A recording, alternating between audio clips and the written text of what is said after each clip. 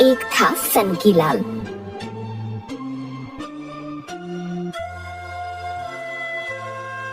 बड़ा बंगला और व्यापार उसे विरासत में मिले थे। धन संपत्ति की उसके पास कोई कमी नहीं थी, लेकिन उसकी सनक और अजीबोगरीब हरकतों के कारण कोई भी उसके साथ ज्यादा समय तक नहीं रह पाता। उसके घर में भी केवल वे ही नौकर टिक पाते थे जिन्हें उसकी आदत पता थी, बाकी आते जाते रहते थे। एक दिन वह एक व्यापारी को अपने घर खाने पर बुलाता है। उस व्यापारी को उसके सन की मिजाज का पता नहीं था। सनकीलाल ने नौकरों को स्वादिष्ट खाना बनाने के लिए कहा। व्यापारी के आने पर, आओ आओ, मेरे घर में तुम्हारा स्वागत है।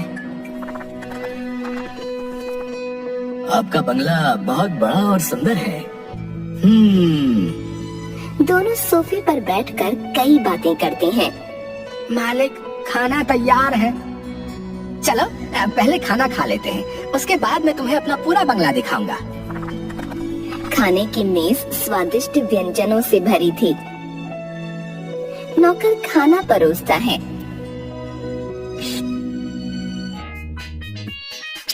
वाह, ये पुलाव तो बहुत स्वादिष्ट है। सनकीलाल जी, आप क्यों नहीं खा रहे? हाँ, क्यों नहीं? वह एक चम्मच में पुलाव लेकर अपनी नाक के पास ले जाकर आंख बंद करके उसकी खुशबू सूंघकर उसे दूसरी खाली प्लेट में फेंक देता है। वह ऐसा कई बार करता है।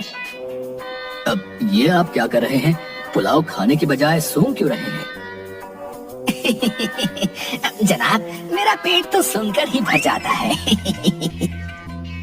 वह जोर से डकार लेता है और पेट पर हाथ फेरता है। अजीब आदमी है, भला खाने की खुशबू से किसका पेट भरता है? पूरा पुलाव फेंक दिया। पेट पूरा भर गया है, चलो थोड़ा घूम आते हैं। वह व्यापारी को अपना बंगला दिखाकर बगीचे में ले जाता है। आहा, मौसम कितना सुहावना हो गया है। तभी अचानक सनकीलाल जोर से चिल्लाता है, अरे कहाँ मर गए सारे, जल्दी आओ।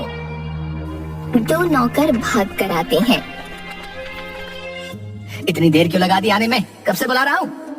मालिक, मैं सफाई कर रहा था। मालिक, मैं रसोई में था। वो देखो उस तितली को, कब से फूलों का रस चूस रही है? जाओ उसे अभी पकड़ कर लाओ। दोनों नौकर एक दूसरे को देखते हैं। अब देख क्या रहे हो, पकड़ो उसे। अगर 5 मिनट में तुम ये तितली नहीं पकड़ पाए तो तुम्हें पूरी रात यहाँ मच्छरों का मेहमान बनकर रहना पड़ेगा, समझ लो। दोनों नौकर तितली के पीछे भागते हैं, पर उसे पकड़ना तो दूर, छू भी नहीं पाते। वह एक फूल से दूसरे फूल पर झट से उड़ जाती। निकम्मो, 5 मिनट पूरे हो गए हैं? तुम दोनों बित्ते भर की तितली नहीं पकड़ पाए। हटो, मैं पकड़ता हूँ, छोड़ो। सनकीलाल तितली को पकड़ने उसके पास जाता है तो वह उड़कर दूसरे फूल पर पहुंच जाती है। वह वहां जाता है तो वह फिर उड़ जाती है और इस चक्कर में सनकीलाल फूलों की क्यारियों पर धड़ाम से गिर जाता है। अरे ये क्या हो गया? सनकीलाल जी, आप बहुत अजीब इंसान हैं। कहकर चला जाता है। हाय, बड़ा दर्द है। डॉक्टर उसे एक इंजेक्शन लगाता है तो वह बहुत जोर से चिल्लाता है, हाय, एक तितली ने मेरा क्या हाल कर दिया।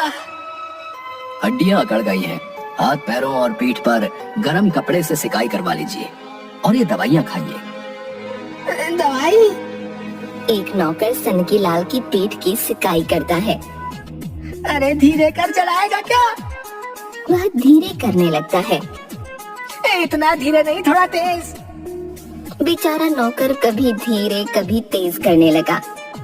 क्या कर रहे हो? तुमने मेरा दर्द और बढ़ा दिया। आई, जाओ यहाँ से, किसी और को तो भेजो। दूसरा नौकर सिकाई करने लगता है। हाय, पूरा हाथ जला दिया। इस चक्कर में उसके कई नौकर काम छोड़कर चले गए। ठीक होने पर वह नए नौकरों को रखने के लिए कई आदमियों का इंटरव्यू लेता है। ये तुम्हारे हाथ को क्या हुआ है? जल गया था उसी का निशान है। इसका मतलब तुम रसोई का काम नहीं कर सकते, तुम जा सकते हो।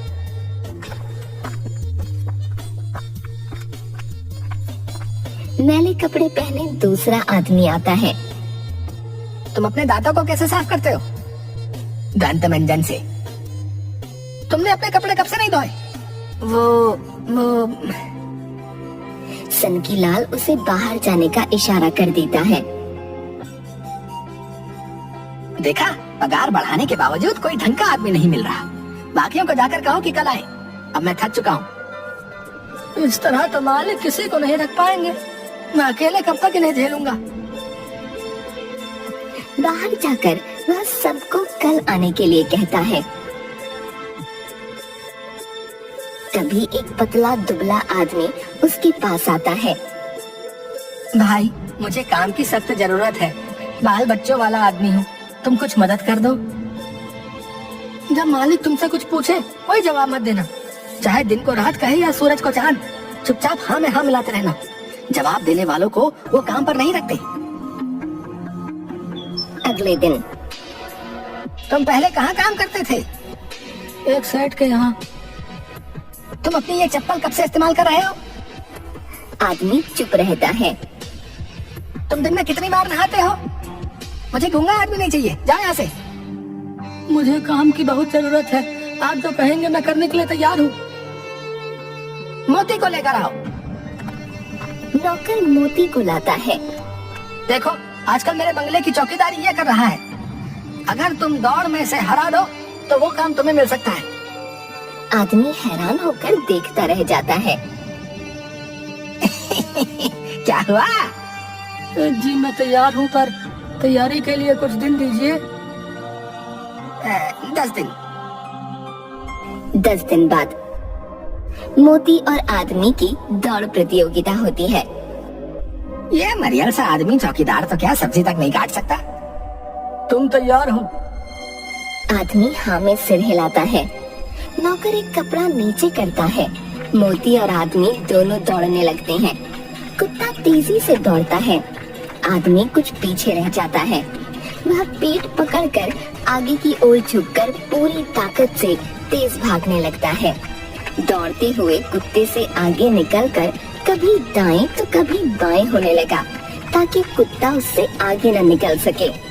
कुत्ते को गुस्सा आ जाता है और वह आदमी के बिल्कुल पास पहुंचकर उसे सूंघने लगता है और फिर जोर से भौंकते हुए उसकी तरफ उछलने लगा।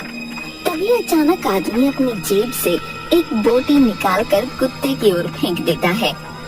बोटी देखकर कुत्ते के मुंह से लार टपकने लगी और यहाँ वहाँ देखकर पूंछ हिलाते हुए उसे खाने के लिए वहीं बैठ जाता है और आदमी तेज दौड़कर प्रतियोगिता जीत जाता है।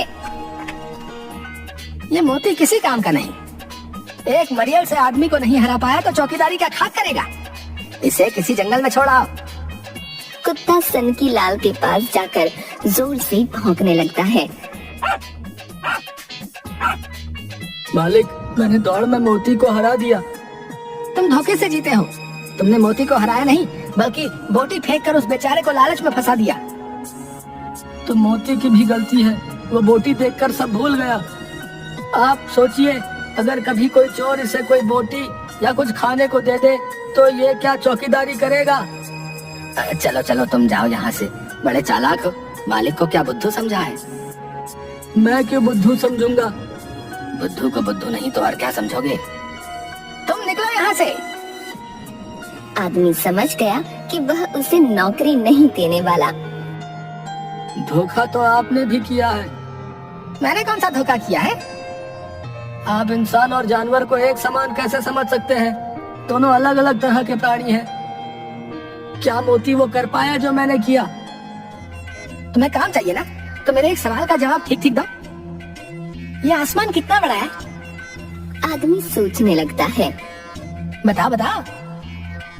आसमान उत्तर से दक्षिण, पूरब से पश्चिम जितना बड़ा है। सनकीलाल को जवाब समझ नहीं आया। फिर वह अपने नौकर की ओर देखता है। वह हंस रहा था।